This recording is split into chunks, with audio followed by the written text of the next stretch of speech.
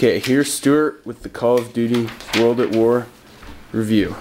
This is Call of Duty for DS. It's, as you can see, World at War. It's a pretty good game.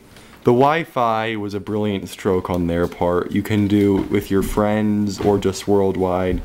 Worldwide is the best, mainly because you can run into a bunch of either random noobs and pwn them or random experts and get pwned, depending.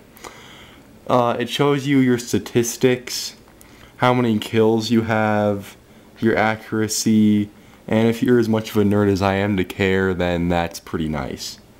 There are a lot of awards, some of them have pretty great names, like the Instant Action Addict, and the best is probably the Too Much Free Time Awards for getting all the awards. The single player is pretty good.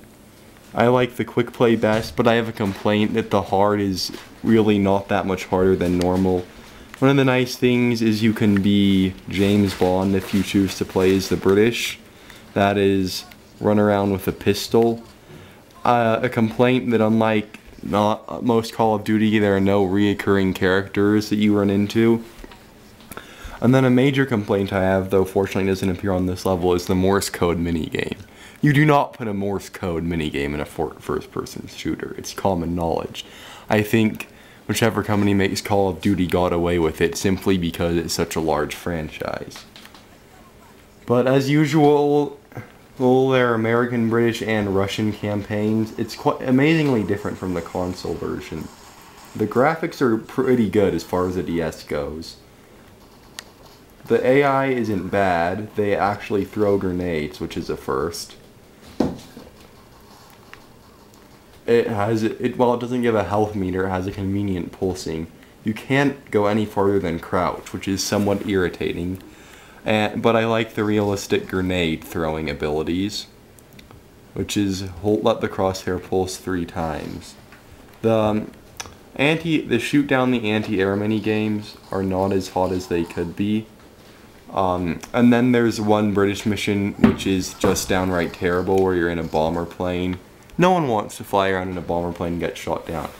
They have lots of quotes every time you die. The quotes are nice, except they get annoying after a while, especially if you're like me, you've seen them 30 times, or more like 200,000. The drum music at the end, every time you die, is really annoying. Maybe perfect for the Pacific Theater, but give me a break. When do you hear Tongan music in the European theater?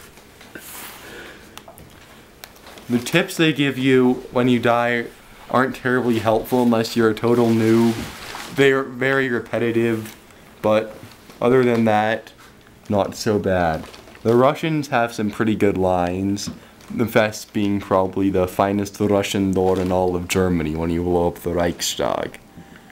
That's about it for today's Call of Duty review, and I recommend it.